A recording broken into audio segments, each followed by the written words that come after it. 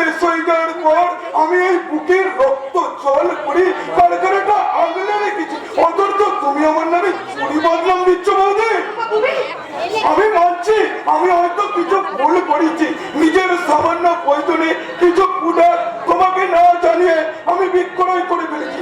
ও মাত্র তো দু একবার বৌদি, একবার নয়, তিনবার তুমি মাছ ধরে ধরা পড়েছো। আমার কাছে খবর আছে গত পরশু রাতে তুমি 5 জনের মাছ বলেছে। আমি এই ম্যানেজার তুমি? হ্যাঁ আমি। যদি ওই চুরির বকটা কিছুটা অংশ আমি পকেটে ভরেছি, তবু বিবেক বলে তো একটা কথা আছে স্যার, যার নিমক খেয়েছি তার সঙ্গে কখনো নিমক হারবি করতে পারবো না স্যার। তাহলে ঈশ্বর যে আমায় মাফ করবে না স্যার।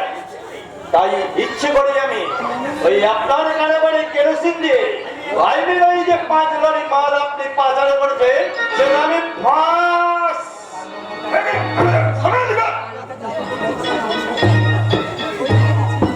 উনি ভেসে যাবেন। আপনি যেন কি ভাষা কথা বলছেন, হ্যাঁ একবার বলুন তো আমি শুনবো।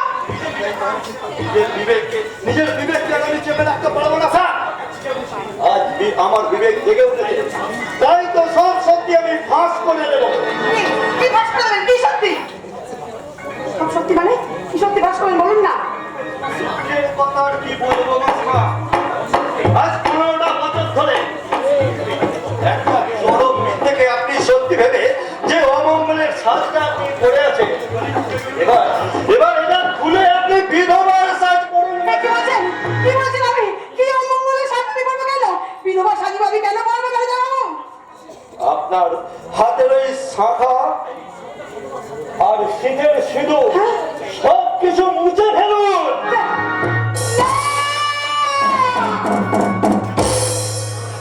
কারণ এতদিন ধরে আপনি যে আপনার স্বামীর নিরুদ্দেশ্য হয়ে যাবার কথাটা শুনে এসেছেন সেটা সম্পূর্ণ মিথ্যা মাসিমা।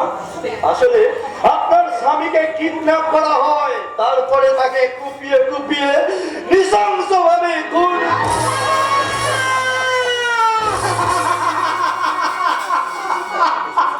আমি আর সত্যি করতে পারছি না ম্যানেজার বাবু, সত্যি করতে পারছি না। আপনি চুপ করুন ম্যানেজার বাবু। আর একটা কথা শুনলে আপনি অবাক হয়ে যাবেন মাসিমা। আর এই যে খুনটা করেছে সেটা হলো আপনার ওই ঘর শত্রু বিভীষণ দেব। আমি তাদেরকে খুন করিনি। চুপ করো তুমি, তোমার সঙ্গে কথা বলতে আমার ঘেন্না করে। ম্যানেজার বাবু আমি আপনার মুখ থেকে সব শুনতে চাই, কি প্রমাণ আছে আপনার হাতে যে ও আমার স্বামীকে খুন করেছে বলুন ম্যানেজার বাবু। প্রমাণ আমি নিশ্চয়ই দেবো মাসিমা, আপনার হাতে তুলে দেবো মাসিমা। আর কেন দেবো জানেন? কথায় বলে না, যার মা নেই তার জীবনে সব কিছু থেকেও কিছুই নেই, সে যে পৃথিবীতে বড়ই একা মাসিমা। আজ দীর্ঘদিন যাবৎ নিজের মাকে হারানোর পর আমি তো খুব খুব কষ্ট পেয়েছিলাম, কিন্তু আজ আপনার মধ্যে আমি আমার সেই হারিয়ে যাওয়া মাকে খুঁজে পেয়েছি। তাইকে আজ থেকে আপনাকে আমি মা বলেই ডাকবো।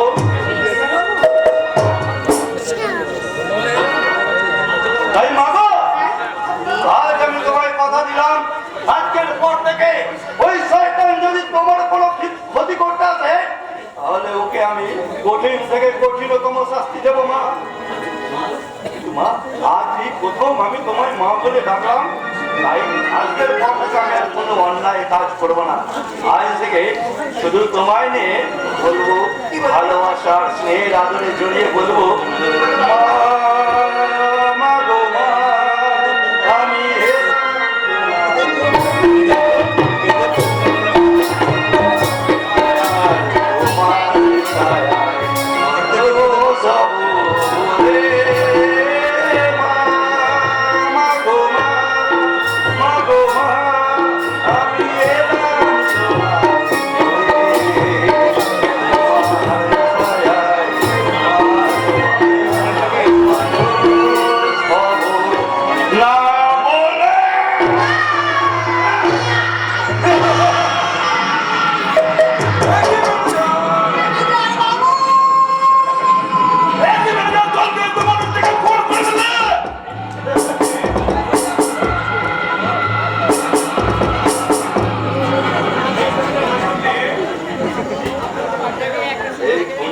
করলে আপনার আমার দুজনেই কোমরে দড়ি পড়ে যেত স্যার। উনি যদি করবে দাদার কথাটা ওর কাছে ফাঁস করলে কেন বলে ম্যানেজার তুমি বলো। আরে আমি তো ভেবেছিলাম স্যার আচমকা স্বামীর খুনের কথা শুনে বুড়ির হাত ফেল করে এমনি মারা যাবে, কিন্তু বুড়ির হাত এত স্ট্রং তারা মরবে কি মারার জন্য একবার টেনে ফুলে উঠলো। তাই বাধ্য হয়ে স্যার আমায় হাতটা চালাতে হলো। এই বুড়িটা পুরোপুরি মরেছে তো স্যার? এই, ওঠ।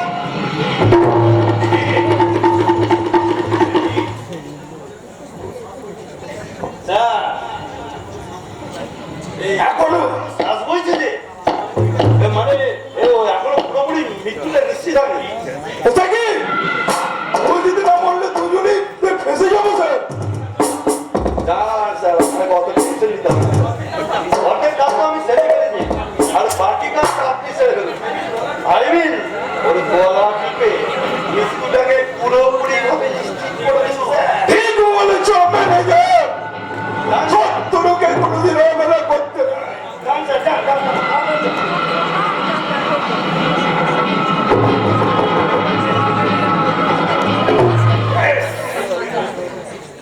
এই ছবিটাই একদিন হবে তোমার কারবারে কেরোসিন ঢালার দিন। একদম আমি খতম করে ফেলেছি। এই লাশটাকে নিয়ে এবার কি করবো ম্যানেজার একবার বলো। আরে কিছু করতে হবে না স্যার, শুধু পুলিশকে একটা ফোন করে দিন, বাকি কাজটা পুলিশই করে দিয়ে যাবে। কি পাগলের মতন চাটার কথা বলছো ম্যানেজার?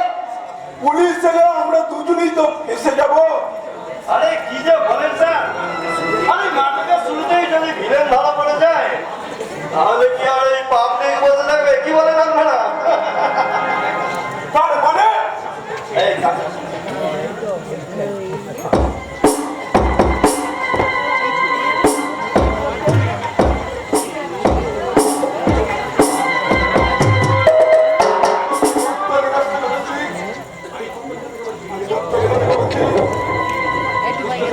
মা, কাকা, রোহন, আমি এসে গেছি।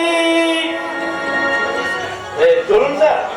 মাননীয় দর্শক মন্ডলী, নাটকের পরবর্তী অংশ বিরতির পর আপনারা দেখতে থাকুন। আসন ছেড়ে কেউ যাবে না, আমরা ফিরে আসছি ছোট্ট একটা লিটিল ব্রেক নিয়ে। নমস্কার।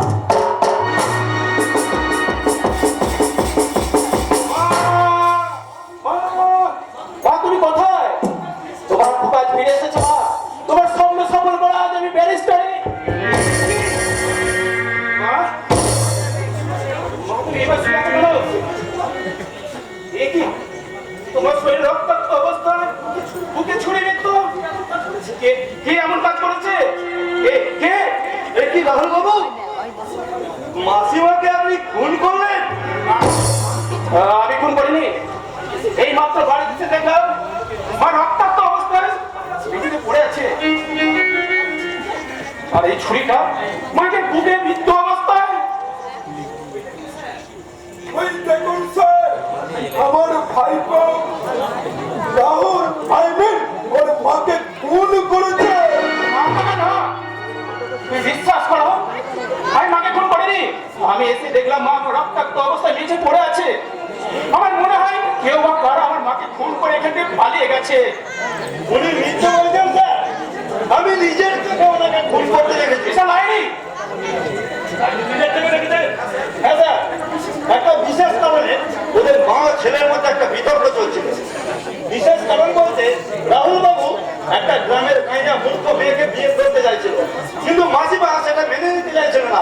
কারণ তার একটা বিলেট বেরোর ছেলে গ্রামের একটা অশিক্ষিত কাইনা মেয়েকে বিয়ে করবো, সেটা মাসিমা কিছুদিন মেনে নিতে চাইছিল না। তাই মাসিমা রেগে গিয়ে বাধ্য হয়ে ওনাকে হুমকি দেন তেলটা পুত্র করে দেওয়া, আর সে তাতেই খেপে গিয়ে মাসিমাকে ভুল করে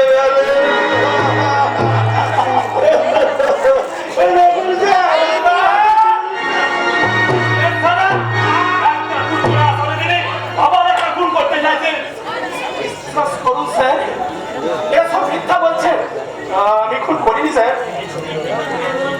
এই ছুরির খুব তিনটা দিনে ক্লিয়ার করে দেবেন। খুনটা কে করেছে? You're under arrest. দাদা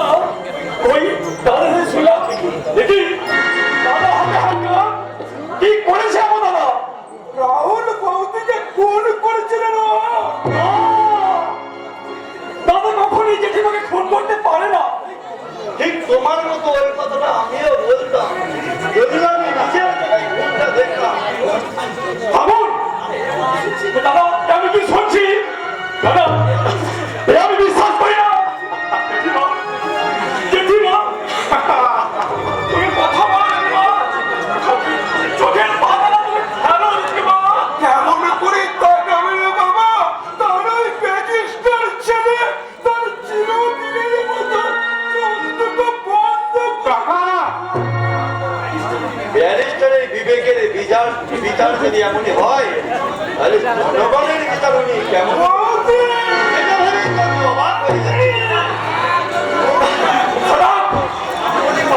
আপনাদের কোনো কথাই আমি বিশ্বাস করি না। দাদা, আমি জানি তুমি এমন কাজ কখনোই তুমি করতে পারো না। তাই তোমাকে চক্রান্ত করে তোমায় ফাঁসিয়েছে। সেই চক্রান্তে যারা মেরে ছেড়ে ফেলবো। দাদা, তুমি শুধু একটি বার বলো ওদের বিরুদ্ধে কি ভুল করোনি। দাদা, দাদা তুমি বলো দাদা, দাদা তুমি খুন করোনি। এক ঘোর চক্রান্তের রাহুল আমার জীবন সূর্যটাকে গ্রাস করে ফেলেছে। তাই তো আমার সব সত্য ওই মিথ্যের অন্ধকারে ঢাকা পড়ে গেছে। আমি কেমন করে নিজেকে নির্দোষ প্রমাণ করবো তা তুই বলতে পারিস ভাই? তুমি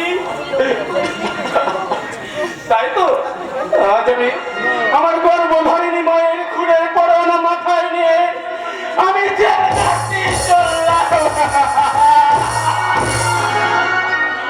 এবার আসুন। আর একটু সময় দিন স্যার, মাকে আসতে ওনারটুকু করতে দিন।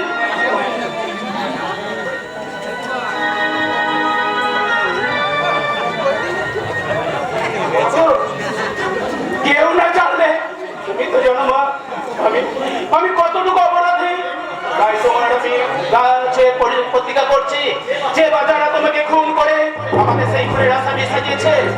ব্যারিস্টারি হয়ে আমি শাস্তি দিতে না পারলেও মায়ের সন্তান হিসেবে মাতৃ হত্যার শাস্তি আমি নেবই। মাতৃ হত্যার শাস্তি।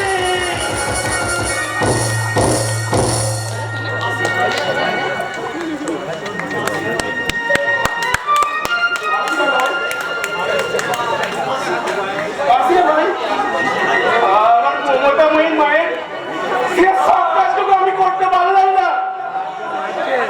তো মায়ের সব কাজটুকু তুই করিস রে ভাই, নইলে যে আমার মায়ের আর তার কোনোদিন শান্তি